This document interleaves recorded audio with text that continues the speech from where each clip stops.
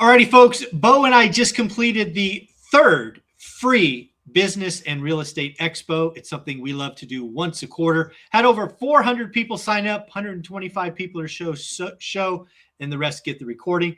But there was a question in that event that I think Bo and I should go deeper on, and that is, can I buy a business and or a franchise and keep my day job? Bo, I think we need to go into the details because I don't think there is a clean right or wrong answer. There are some subtleties there, but let's riff on this. What do you think? Can people buy a business and or a franchise and keep their day job? Absolutely. I mean, it's a little bit harder if you're stuck commuting to a job and you're driving an hour and then you're working a 9 to 5 and then you're driving an hour home. But if you have like a home-based or a hybrid type of work schedule, the key is, and I'm going to talk specifically to franchises, is that a lot of franchises say they're a semi-involved or semi-absentee business model. But the big thing on those is you gotta actually validate and call other owners in the system that run the business that are doing it semi-absentee, and then find out the good, the bad, the ugly from there. And also you have to evaluate your skill set. Can you get in there and multitask? Can you keep your job and keep your bosses happy and still devote enough time to that business? But there are a handful of great business models that will validate on a semi-absentee basis. So the key is the validation process. A lot of franchises do say they are semi-absentee, but just know nothing is easy. And in the beginning, you're going to be doing a lot of work no matter what for the first 12, 24 months. Yeah, I think there's, a couple of things that I would add to this, because again, of the two of us, I'm clearly the employee and you're clearly the entrepreneur. So what I would tell, a business or an employee, because again, we're in the Valley, right? Bunch of tech people and all of that. What I would tell them is somebody has to be involved in the business. It doesn't have to be you, but it has to be somebody that you trust, somebody that you know. Again, an analogy I've used for years is somebody that's going to show up at your funeral, right? If heaven forbid you pass, this person's coming to your funeral. It's got to be that trusted of a person. So yes, if you've got a brother-in-law or a son or daughter, or your college roommate or someone, and you have the capital but they have the time, and you could partner up and give this a go. Absolutely. I think personally, having a demanding tech job 60 to 8 hours a week, trying to stay healthy, trying to keep your family happy, and start a new business, even if it's a franchise, that's a heavy lift. And yes, I'm certain some people can do it, but probably not most. What do you think of that? I would agree that it really is up to you. Like if you're already like 1 foot out the door, meaning that you're not in love with what you're doing, or your commitment isn't that like you can do your job in your sleep, and you're not really like, you're not putting 60 or 80 hours a week, you're putting 35, and like it's pretty easy for you. Some people tell me, I don't leave my job because it's so easy and it's cushy and I get a great salary. So I don't blame them. And I'll just point this out, is like, you can win by not owning a business, right? Yeah. There's plenty of people like you. I mean, not plenty, but there's a handful of people. There's some. And you won by being an employee and taking your proceeds and investing wisely. So, and you've won more than 99.9% of the people in the United States, probably, right? So I don't want to say being an employee is anything. Sometimes being an employee is a perfect thing for you, right? And to just own real estate is a perfect thing. I think the people that are driven, that aren't maybe where they need to be, or they want to be in life, and they're not getting there because they didn't have the discipline earlier in their lives, a franchise makes a lot of sense, or a business makes a lot of sense, or somebody just getting out of university. We heard Ari speaking about the 20-something-year-olds that are building 7-figure top-line businesses in that closet business we had her present. So that was a great topic. People need to watch that. Yeah. So there's no right or wrong thing for anybody. I think it's really what you want to do. Like I do a lot of things. I wear a lending cap. I wear a franchise consulting cap. I own a franchise. I'm part owner of another business. I've owned real estate. I do marketing. I just started a new venture with BizBen, which is like biz buy sell. and I'm working with them and building out their franchise and SBA division.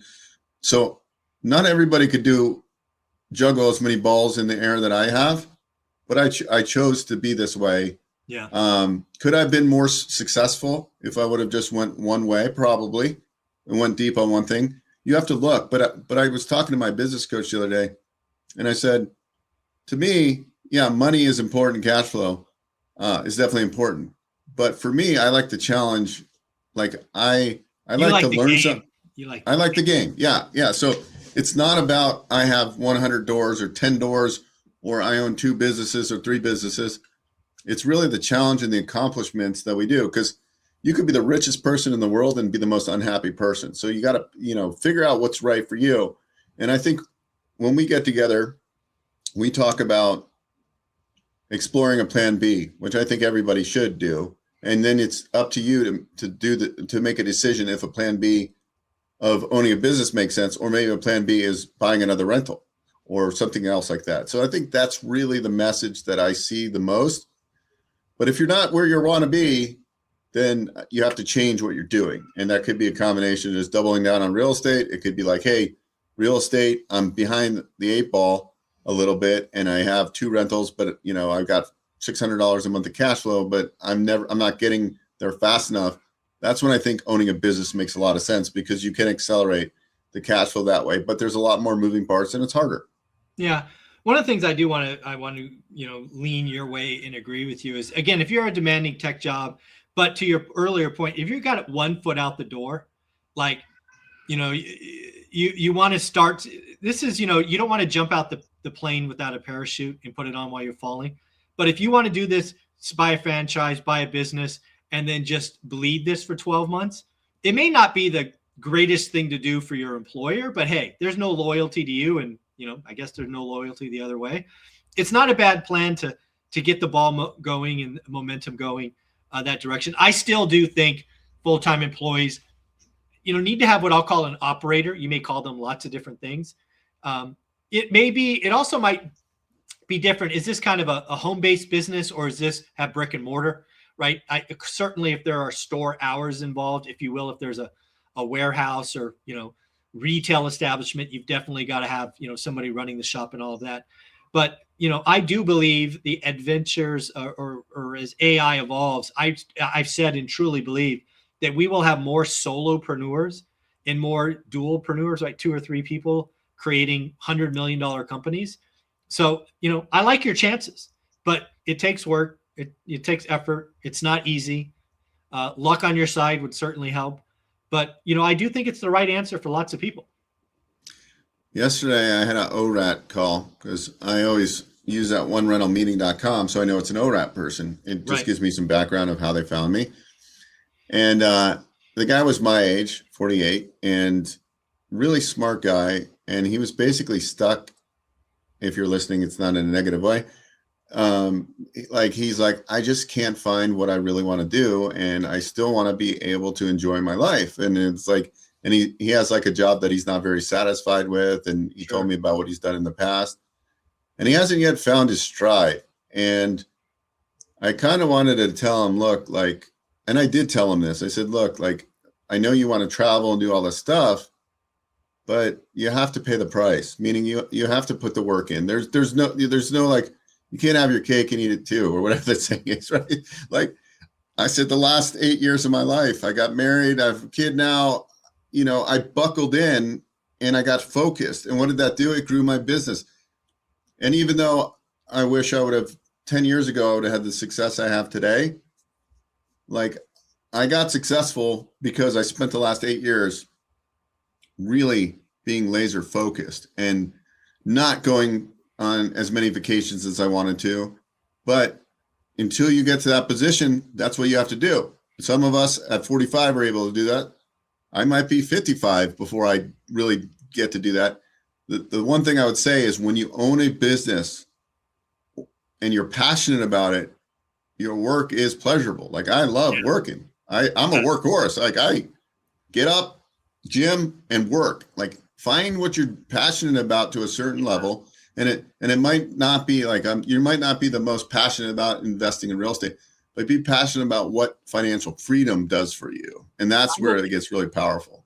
I will tell you, as somebody who has been on both sides, right? So I come out of college, I have an econ degree, I get an accounting job. And oh, by the way, why didn't I get a business degree? Because I hated accounting. And accounting 101, I never bothered going and got an F, right? Accounting sucks. But I was an accountant coming out of school. And I could tell you, after the first 2 or 3 weeks of going to that job, it was completely miserable. Being in a cube, looking at spreadsheets, going to stupid meetings, I was killing myself. And that could have been my life. And then through circumstance and twists and turns of my career, by year 10 or 12, I'm a sales rep. And I'm traveling all over the world and leading teams and high stress situations and running go-to-markets. And I would have done that job for free. It was so much fun. So as someone who has seen both sides, if you could find that magic, that thing that doesn't feel like work, that thing that you smile at even when you're in the mud, man, that's the secret to life right there. I agree 100%. Like, what is that for you, right? Ask yourself, who's ever watching this, right? What is that for you? How do you build that? And, you know, like, you don't have to do your YouTube channel, but you love it now. I mean, like, you're going to do it. You're going to do it until you're dead. Like, you're probably. Yeah. I mean, it is you. It's ingrained in you, and you get pleasure at a meeting.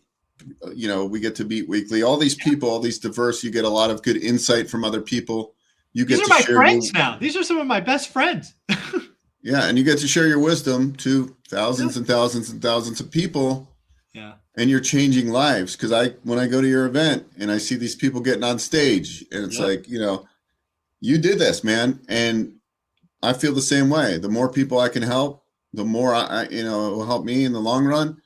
And I've been just, you know, if you're a go-giver and you work hard, even if it takes you 20 years or 30 years, you're gonna achieve what you want to achieve. You just have to realize that.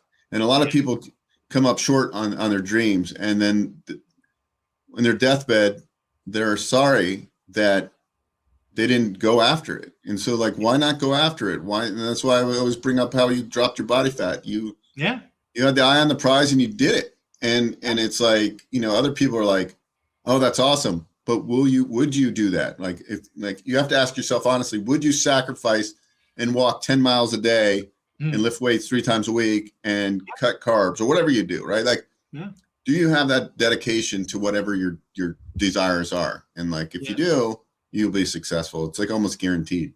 Yeah. Again, one of the things, I mean, that's like, it's one thing to say you want it. It's another thing to take action. And just as an example, right, in 2025, I was trying to go from 38% body fat to sub 10. I didn't make it, but I got to sub 12. And, you know, you could look at my stats. I averaged for a 365-day year, 18,700 steps a day. So again, how bad do you want it? And it's pretty cool. Bo, one of the things I know is a lot of people aren't happy in their job. Also, I know people don't know what they want to do. But the good news is they can go to onerentalmeeting.com. Not only can they talk to you, but you have plenty of surveys that maybe can help guide them to what would make them most successful. Is that where we should send them, onerentalmeeting.com? Yeah, absolutely. Go there, book a call, let's chat. You know, I often spend 50 minutes, even if it's I get into conversations. Part of my downfall is like, I'm interested in people. So it's like, random. But even if it's like, hey, here's where I'm at. What are your suggestions? Like, I have a lot of life experience, which is a good thing, I think. And I can at least point you in the right direction of like what I would think about, or a type of business that might make sense. Or it might even be starting something. Like the guy yesterday was in the food business, and he told me about a catering company he used to own, and he was really passionate about it. I said, well, maybe you revisit that and you treat it like a business this time, not a side hustle. So onerentalmeeting.com. Onerentalmeeting.com. Book the call. Tell them, I guess you don't have to tell them you came from ORAC because it's our URL. Yes, this guy bought a URL just for us. That's how awesome he is. Bo, you're amazing. We'll talk next week. Thank you.